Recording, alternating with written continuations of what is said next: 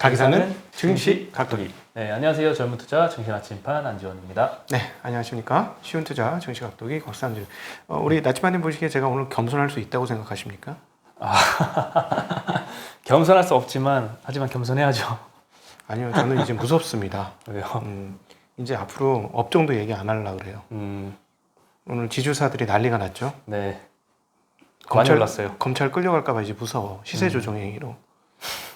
그래서 이제 겸손이고 뭐고 안 되겠다. 나 일단 내 해야겠다 이제. 신변 보호부터 좀 해야 되겠다. 이게 올라가도 이게 걱정이거든요. 저희들은. 그래서 그 예를 들자면 그게 있잖아요. 제가 좋게 생각하는 주식을 제가 안 살 수 있습니까?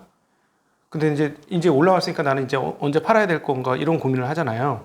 근데 이게 어떻게 되냐면은 이렇게 해놓고 뛰었는데 내가 팔았어. 그러면은 시세 조정하고 그 수익 챙겨갖고 도망간 걸로 해가지고 잡혀갈 수 있어요. 그래서 이제 저거는 얘기 드리고 싶습니다. 이제 이런 놈들이 올라왔으니까 우린 다음 버스를 기다려야죠. 그렇죠. 이제 우리의 관심은 또 다른 영역으로 갑니다. 이제 조금 있으면 근데 사람들은 또 여기에 집중을 하겠죠. 우글우글 몰려들 겁니다. 근데 우리는 또 다른 업종을 향해서 킬리만자로의 포부이 조금 천천히 가도 되지 않을까요? 그치. 아직 갈 길이 멀어요. 아직 급하지는 않지만 네. 뭐 은행이나 이런 모든 것들은 아직까지 뭐 비싸진 않습니다만 그럼에도 불구하고 이제 우리는 킬리만자로의 표범이 새로운 먹이를 찾아가듯이 새로운 길을 향해 떠나갈 때가 되지 않았는가. 시장이 열광하면 항상 긴장이 되죠. 네, 걱정이 되기 시작합니다. 근데 어쨌든 이제 앞으로는 업종 얘기도 안 하고 아무것도 얘기 안 할 거예요 이제. 그럴까요? 안 할래. 무서워 죽겠어. 네, 오늘 월요일인데 월요병이 없어질 만큼 오늘 장이 좋았습니다. 네. 많은 분들이 행복하셨을 것 같습니다. 종가 기준 사상 최고가 아닙니까? 종가 기준 아마 사상 최고가일 거예요. 3,249포인트로 마감했거든요. 종가 기준 장중 고점은 아직 못 돌파했는데 종가 기준으로는 종가 기준은 사상 최고치입니다. 네, 엄청납니다. 오늘 코스피 1.63% 올랐고요. 코스닥은 1.5%나 올랐습니다. 네, 개인들이 오늘 또 많이 올라서 그런지 또 많이 팔았습니다. 코스피에서 1조 2천억어치 팔았고요. 코스닥은 400억 매수했습니다. 외국인은 코스피에서 2,400억 매수, 코스닥에서는 200억 매도했고요. 기관은 코스피에서 1조 원어치 매수했고요. 코스닥에서는 뭐 움직임이 없었습니다. 네, 일단 고용 굉장히 부진하게 미국에서 발표를 했잖아요. 주말에도 전해주셨는데 오히려 고용이 부진하니까 테이퍼링을 좀 늦게 하는 게 아니냐 뭐 이런 전망이 나오면서 오히려 시장에서는 호재로 인식을 했습니다. 그렇죠. 네. 그 고용 부진한 건 우리 그 특파원들께서 다 알려주셨어요. 알려주셨죠. 네. 다 알바 안 나온다 사람들. 알바 정도. 근데 그러니까 고급직이란다. 그러니까 고소득직은 별로 안 늘고 있다는 게 문제인 거예요. 미국 사회에서는 지금. 그게 늘어야 되는데. 오히려 보조금을 줄여야지 고용이 올라올까요, 그러면? 아니죠. 업황 전망이 확연하게 오케이가 돼야 되고 앞으로 잘 될 거라고 확연하게 느끼면 기업들이 고용을 늘리겠죠. 미래에 대한 단발성이냐 지속성이냐 이거에 따라서 지속성이라고 생각하면 본격적으로 고용을 늘리겠죠. 그러니까 임시직이 아니라 정식 계약 정규직을 늘리려면 미래에 대한 전망이 확실해져야 늘릴 수 있겠죠. 사실 그 연준에서 계속 고민을 하던 것도 이 서비스 직종의 고용 부분에 대해서 계속 문제점을 이제 아직 멀었다 이렇게 얘기해 왔잖아요. 근데 거의 결과만 봤을 때는 이제 연준 의장이 말이 역시 맞았네요. 고용이 아직 확연하게 멀었다는 걸 보여줌으로써 시장에서는 오히려 테이퍼링 시점이 늦어진다는 거에 초점을 맞춘 것 같습니다. 그러니까 어차피 몰라. 어떻게 될지 잘 모르겠는데 칼자루 진 애들 편해 보는 게 조금 편해. 그 얘기예요. 제가 막 연준 얘기를 자꾸 하는 게 어떻게 알겠습니까? 세상을 다 모르고 시장도 모르고 하는데 칼자루 진 놈이 칼을 휘두르기는 입장이니 그 뒤편에 조금 서 있자. 그러다가도 깨지면 어쩔 수 없이 당하는 거지. 그렇죠. 네. 그리고 오늘 증권주가 업종 상승률 1위를 기록을 했습니다. 업종이 4%나 올랐습니다. 삼성증권이 제일 많이 올랐거든요. 지난 주말에 실적 발표했죠. 말도 안 되는 실적이어요. 1년짜리 실적을 분기 실적으로 발표했죠. 깜짝 놀랐습니다, 저도. 근데 뭘 깜짝 놀래? 다 그럴 줄 알았지. 손님이 버글버글한데 지금. 그렇죠. 이거 잘 나올 거는 알았지만 안 봐도 비디오에 그러니까 내가 아닙니다. 저 자중하겠습니다. 말씀하시죠. 죄송합니다. 자중해야 돼. 네, 일단 금요일 장 끝나고 공시가 나왔는데요. 1분기 영업이익을 3,993억 발표했습니다. 전년 동기 대비 1,700% 늘어난 수치입니다. 네, 엄청난 사상 최대 실적입니다. 분기 기준으로. 리테일 부문 수수료가 2,400억이었습니다. 국내 주식과 해외 주식이 각각 전년 동기 대비 92%, 148%씩 성장을 했고요. 리테일 고객 자산도 1분기에만 10조 원이 순유입이 됐다고 합니다.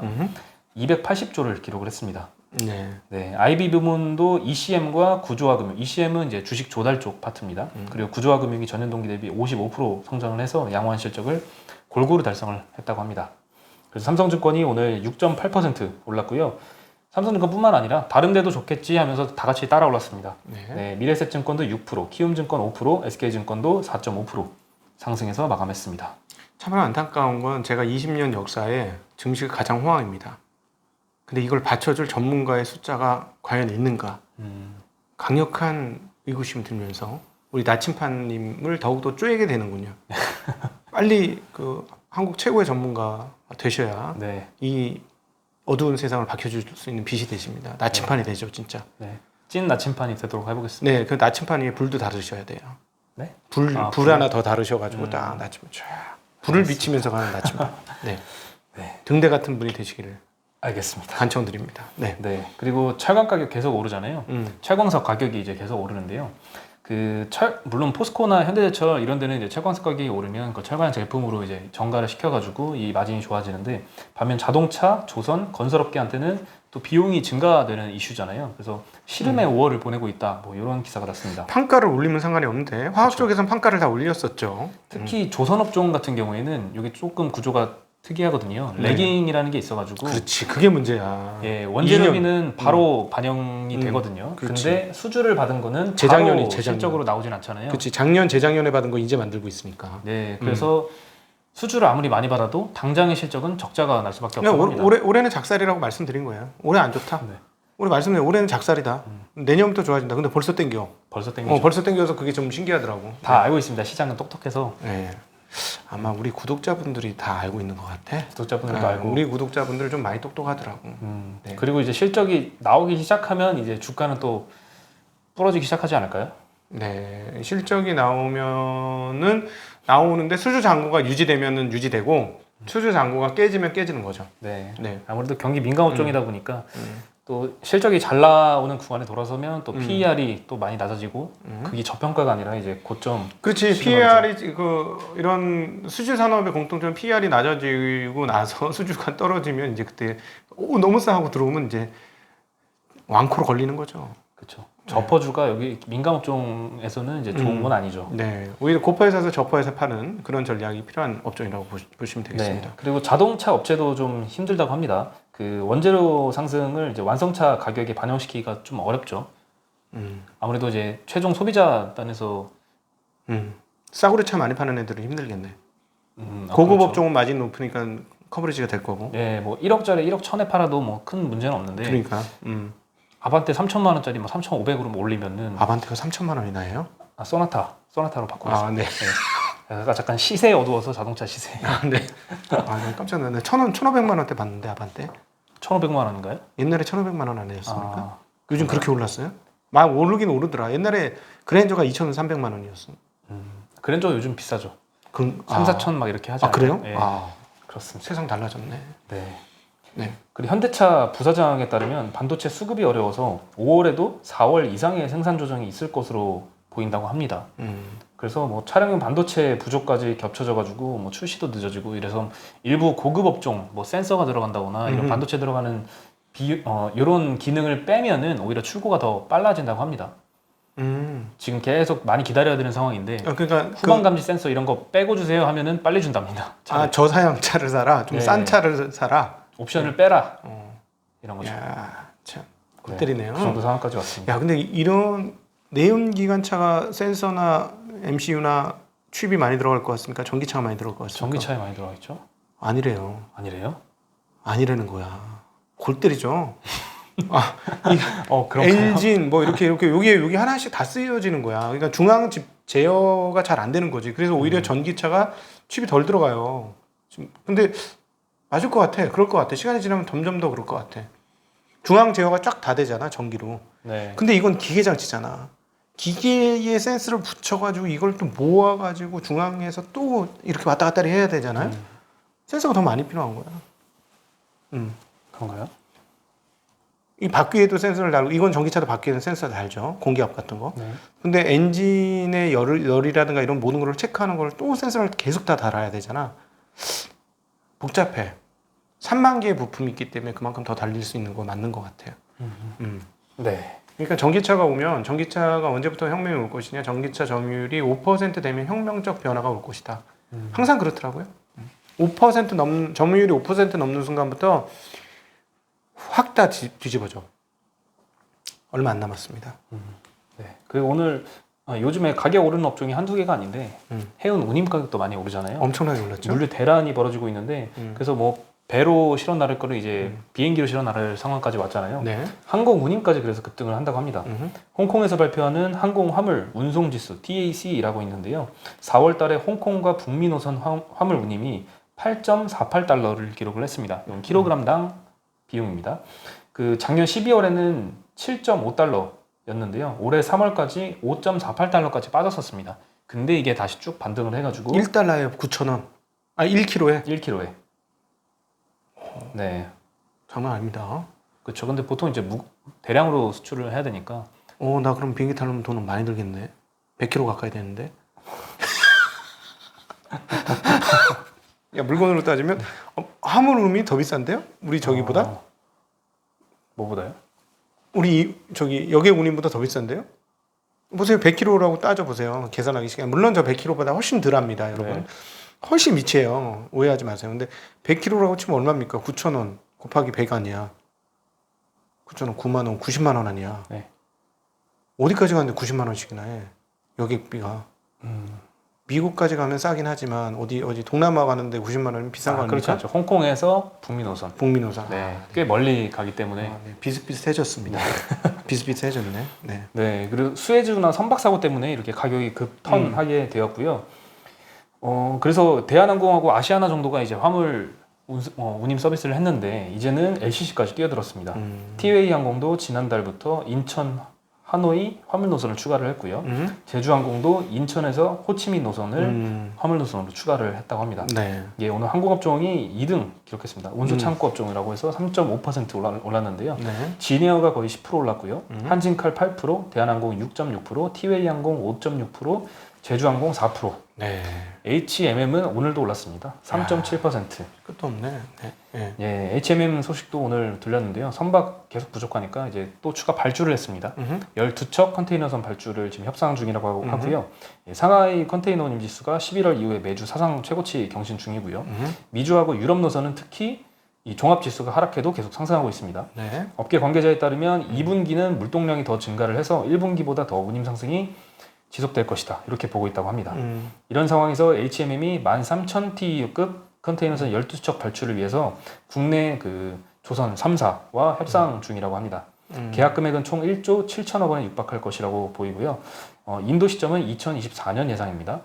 근데 이제 올해 상반기에 현대중공업으로부터 이제 인도받을 선박도 또 있거든요. 네. 16,000TEU급 8척을 인도받으면 총 이제 86만 TEU의 선대를 운영을 하게 되고요. 네. 2022년까지 선봉량 100만 TEU를 달성하겠다는 목표를 갖고 있습니다. 자, 이러면서 이제 2024년, 25년이면 조선 운임은 확연하게 떨어지겠네요. 그럴 가능성이 높겠죠. 2023년부터 흔들흔들 할 터이고 수요가 떨어지면 조금 더 빨리도 깨질 수도 있겠고 그거 감안해야 되겠습니다. 네. 그리고 SK이노베이션이 포드와 배터리 합작사 추진 같이 설립을 추진한다라고 하는데요. LG에너지솔루션하고 GM이 배터리 합작자가 있잖아요. 네. 얼티엄 셀즈 이 경쟁자가 될 것으로 보입니다.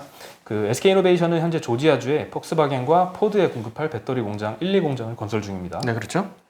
1공장은 이미 시험 생산 중이고요. 2공장은 2023년 가동 목표입니다.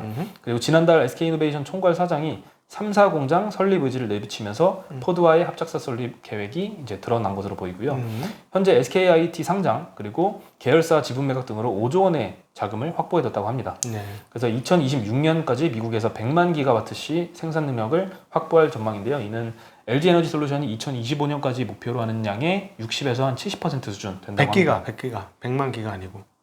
저 100만 기라 했나요? 예, 100만 기가예요. 네, 100만 기가면 온 세상을 전기로 뒤덮을 수 있는 수준인 것 같습니다. 네. 100기가와트. 100기가. 네. 네.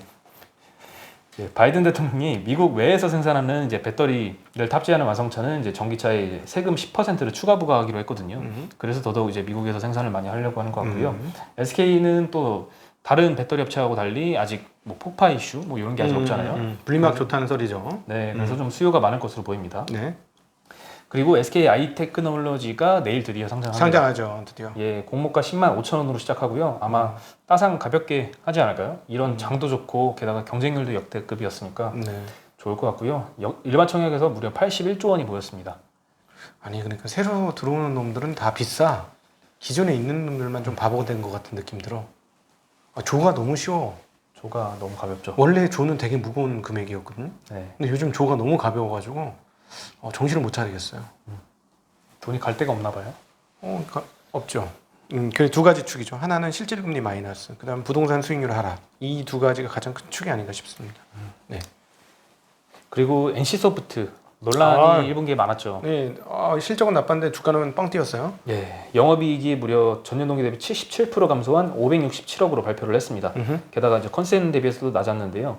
이 떨어진 영향에 대해서 밝혔는데 모두가 그 문양 롤백 사태라고 하죠. 네네네. 네, 그것 때문일 줄 알았는데 이제 연봉 인상이나 특별 장려금으로 인한 인건비 상승 영향이라고 얘기를 했고요. 이 롤백 사태 영향은 거의 없다라고 밝혔습니다. 이상하다. 그래서 주가가 오히려 6%나 상승했고요.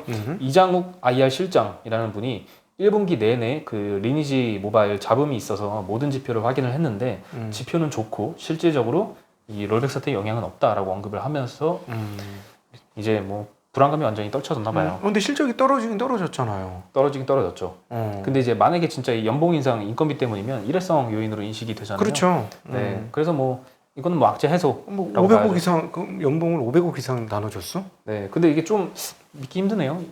그러니까 뭐 몇백억씩 줘? 매출액의 90% 이상을 이 리니지 과금하는 거, 예, 그 유저들한테 이제 벌어들인다고 알려져 있는데 많은 불매 운동이 일었는데 그렇죠. 이 타격이 없다라고 발표를 하니 사실이라면 뭐 좋은 거지만 뭐 좀 놀랍긴 합니다. 근데 요즘 내 음식료 업종에 관심이 생기면서 오늘 그 엔모 회사를 한번 알아봤거든요. 거기도 불매 운동이 있었어요. 그 매출이 엔모 회사요. 아니 그래서 매출이 한 1,몇백억 빠졌어. 그랬더니 적자가 700억 빵 터졌더라고. 네. 엄청나게 터지다. 10% 매출이 줄었는데 거의 매출 줄은 만큼 손실이 터져요. 그래서 진짜 신기한 거야. 그런데 그걸 보고 이걸 보니 좀 신기하네. 근데 어쨌든 저렇게 많은 그 성과급을 저렇게 많이 준다고? 요즘에 개발자들 인건비가 장난이 아닙니다. 혹시 저 NC소프트 관계자분들 제가 주식 그 게임 아이디어를 내드릴 수 있거든요. 저한테 혹시 그 헤드헌터 혹시 관심 있으면 저한테 연락 한번 하십시오. 어떤 아이디어 갖고 계세요? 있어. 알려줄 수 없어. 알려줄 수 없어? 수백억, 이렇게, 성과급 수백억씩 이렇게 나간다고? 대단한데요. 그런 것 같습니다. 예. 네, 그래서 지금 전국의 개발자들이 지금 각 사에 요구를 하고 있다고 합니다. 우리도 연봉 올려달라. NC처럼 해달라. 지금 저쪽에서 난리인데 그리고 또 이런 채용 공고가 많나 봐요. 조건을 굉장히 업그레이드 시켜가지고 하는 채용 공고가 많아서 네. 개발자들이 이제 자기네 회사에도 네. 우리 몸값 좀 올려달라 이렇게 연봉 협상을 시도하는 회사들이 많다고 합니다. 우리 증권사는 왜 그런 거 없죠?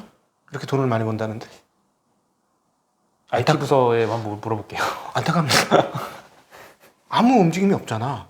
그렇죠. 우리는 아무 움직임이 없는데. 증권에서는 뭐 새로운 뭐 개발을 해야 될 그런 건 딱히 뭐 없잖아요.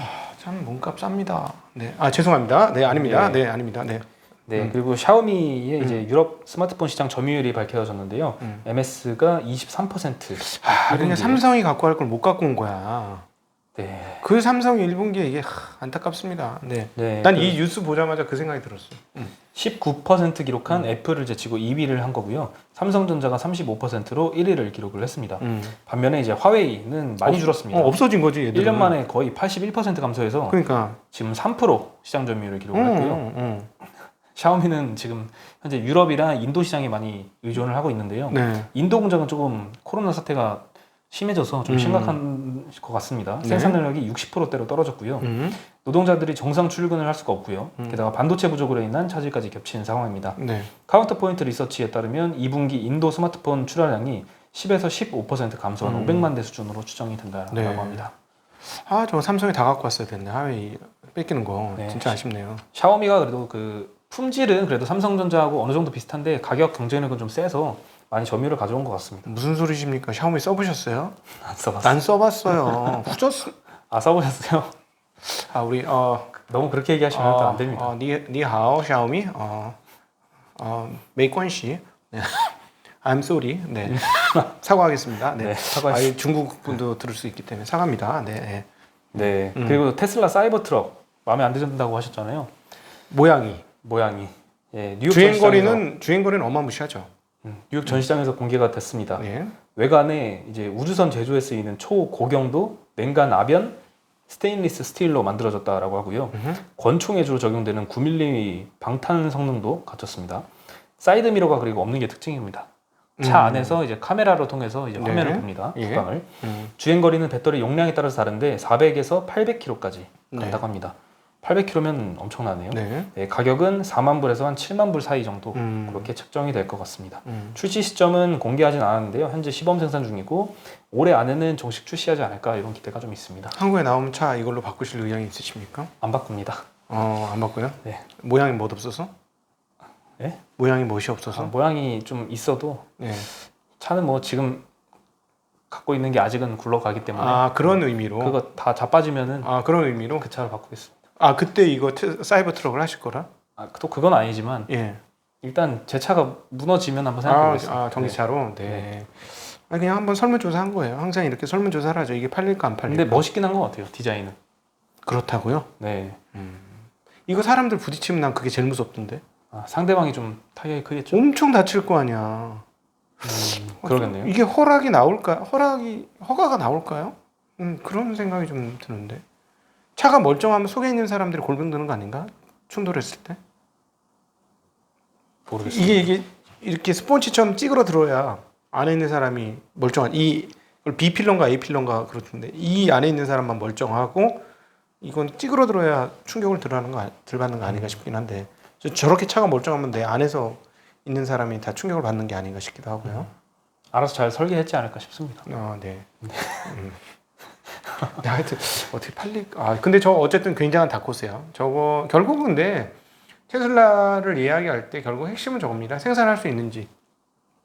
여기서 말하는 생산할 수 있는지는 생산 대수가 커버리지가 되는지. 커버리지만 되면 정말 무서운데 아마 못 만들 거예요. 원하는 만큼.